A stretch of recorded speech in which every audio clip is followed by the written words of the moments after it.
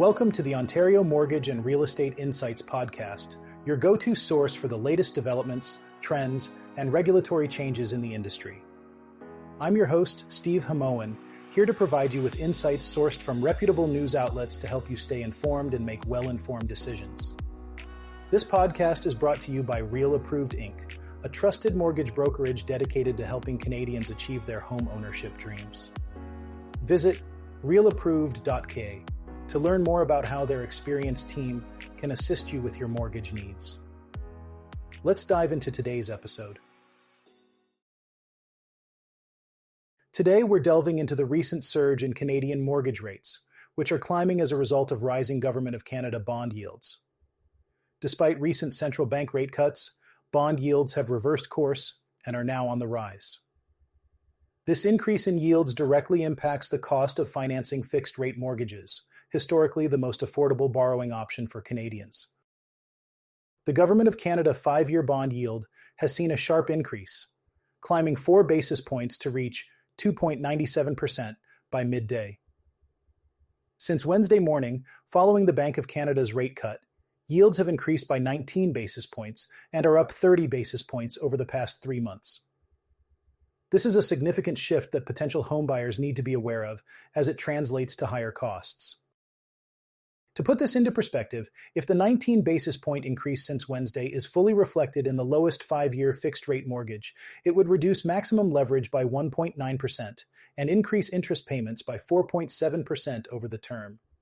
For a household earning $100,000 per year, this could mean working an extra month just to cover the cost of this increase.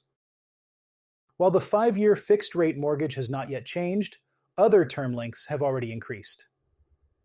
Data from mortgage comparison site WOWA shows that conventional fixed-rate mortgages rose yesterday for the lowest 2-year and 3-year terms, now at 4.3%, with increases of 20 and 5 basis points respectively. High-ratio loans have also seen rate hikes across various terms. The surge in Government of Canada bond yields marks a notable change from the past year. Although yields pulled back recently, they're up 19.4 basis points year to date and 31.26 basis points since last year. This movement is driven by factors such as inflation expectations and liquidity dynamics. Rising inflation expectations and limited liquidity have pushed yields higher, signaling that borrowing costs are not expected to decrease anytime soon. In summary, the combination of rising inflation expectations and increased demand for credit is driving bond yields higher. This indicates that the recent central bank rate cut may not lead to lower mortgage rates as anticipated. Investors are seeking higher returns, and as demand for lending outpaces supply, bond yields will likely continue to rise to attract more investors. This weekend marks a significant change in the Canadian mortgage and home buying landscape. The Department of Finance Canada has announced that starting December 15th, eligibility for 30-year mortgage amortizations will be expanded to all first-time homebuyers and Canadians purchasing new builds. This move is expected to reduce the cost of monthly payments, making housing more affordable for many Canadians. In addition, Ottawa will raise the price cap for insured mortgages from $1 million to $1.5 million on December 15th. This adjustment aims to help more Canadians qualify for a mortgage with a down payment below 20%. Notably, this cap has not been adjusted since 2012, and the federal government hopes that this increase will assist more Canadians in affording a home. Deputy Prime Minister and Minister of Finance Chrystia Freeland commented on these changes, stating, "Building on our action to help you afford a down payment, we are now making the boldest mortgage reforms in decades to unlock home ownership for younger Canadians. The reforms are designed to reflect the realities of home prices in more expensive cities, providing homebuyers more time to pay off their mortgages and enabling homeowners to switch lenders at renewal to find the lowest interest rates. The government asserts that these measures will incentivize new housing construction to address the housing shortage. This initiative builds on the Liberals' 2024 budget commitment, which took effect on August 1st, allowing 30-year amortizations for first-time homebuyers purchasing new builds, including condominiums. Victor Tran, a mortgage and real estate expert at Rates.ca, commented on the potential benefits and drawbacks, noting that while a 30-year amortization can significantly lower monthly payments, It also means paying more in interest over the life of the mortgage. Tran suggests that home buyers consider accelerated payments and lump sum payments to mitigate the additional interest costs. These new measures are complemented by the strengthened Canadian Mortgage Charter, which allows all insured mortgage holders to switch lenders at renewal without facing another stress test. This change is intended to increase mortgage competition and enable more Canadians with insured mortgages to secure the best and cheapest deals available. Minister of Housing, Infrastructure and Communities Sean Fraser emphasized the broader impact of these policies, stating that everyone deserves a safe and affordable place to call home, and these mortgage measures will go a long way in helping Canadians looking to buy their first home.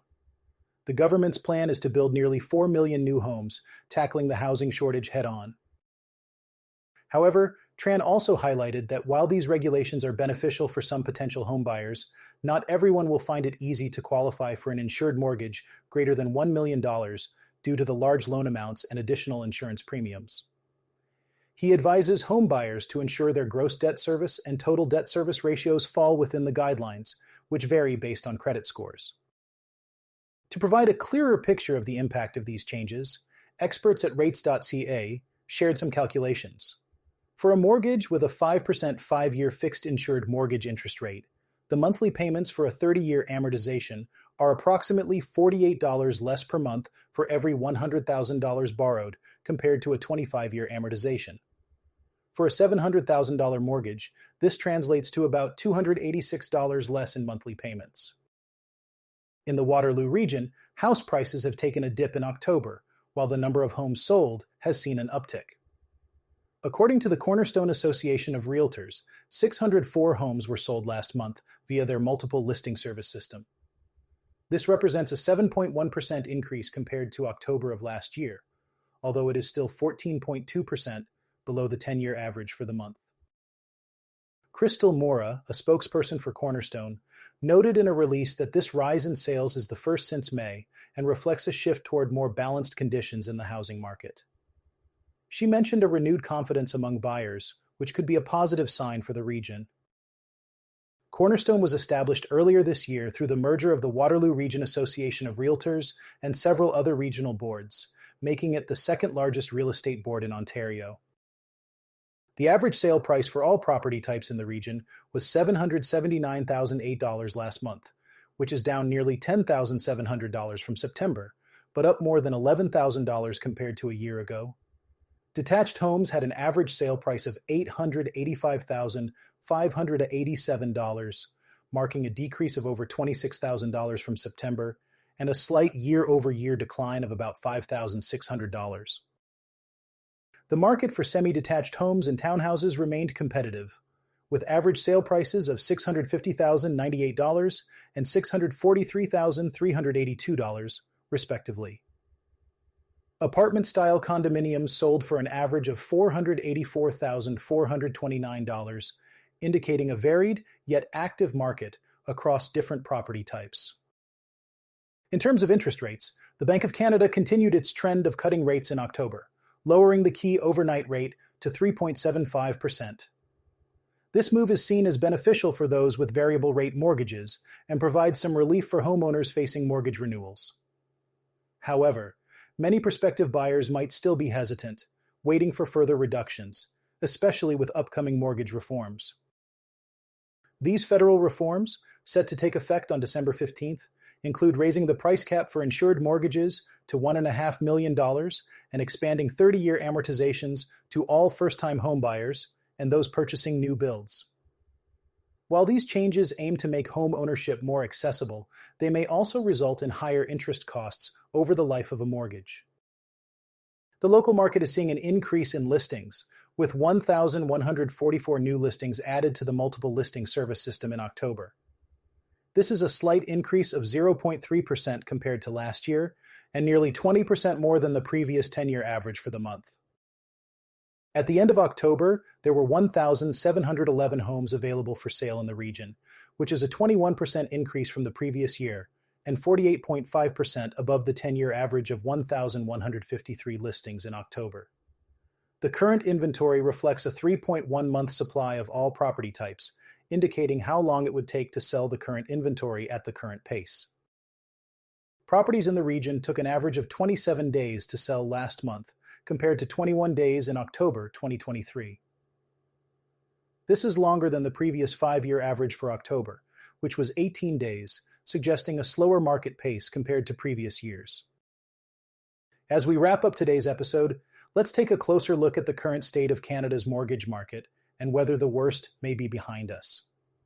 Over the last couple of years, Canadians have faced challenges with rising interest rates and a housing affordability crisis. But there's a glimmer of hope on the horizon, with some positive developments that could signal a brighter future for the mortgage market in 2025. Since June, the Bank of Canada has reversed its course on interest rate hikes, opting instead for a series of rate cuts. Just this past Wednesday, the central bank made its 5th consecutive rate reduction, marking a notable shift from its previous policy. Over the past 7 months, rates have been slashed by a total of 175 basis points. While the recent 50-point cuts are not expected to be the norm moving forward, the bank plans to continue reducing rates at a more moderate pace next year. These rate reductions, coupled with upcoming changes to mortgage rules that introduce 30-year amortizations and a higher mortgage insurability cap, could significantly impact the purchasing power of Canadian homebuyers. According to Matthew O'Neill, a broker with Connolly Capital, these developments are likely to spur an increase in home buying activity as we approach the spring season. O'Neill suggests that the recent rate cut will accelerate decisions for many prospective buyers as more favorable conditions emerge. The increase in the insured mortgage cap to $1.5 million is expected to be a game changer for some Toronto homebuyers. For many individuals and couples who previously found themselves limited to the condo market due to insufficient down payments, this change opens up new possibilities. Now, they may be able to consider purchasing houses in areas like Leslieville, Etobicoke, and East York, which were previously out of reach. Additionally, the introduction of 30-year amortizations for first-time homebuyers and those purchasing newly built properties is set to provide greater flexibility and reduce monthly mortgage payments. This could allow buyers to allocate their savings more effectively, moving away from high condo fees and towards investing in freehold properties. According to O'Neill, the potential drop in monthly payments could be quite significant, making homeownership more accessible for many Canadians. In summary, while challenges remain, the recent rate cuts and regulatory changes could pave the way for a more optimistic outlook in Canada's mortgage market. As we look ahead to 2025, these developments may well contribute to increased activity and improved affordability for homebuyers across the country. Thanks for tuning in to another episode of the Ontario Mortgage and Real Estate Insights podcast. We hope you found today's insights valuable as you navigate the world of mortgages and real estate. Before you go, a quick reminder: Real Approved is here to make your mortgage journey smoother. Whether you're buying your first home or refinancing, their experienced team is ready to guide you with personalized support every step of the way. Visit realapproved.ca to get started and take the next step toward achieving your homeownership goals. Catch you next time and stay informed with the latest industry insights.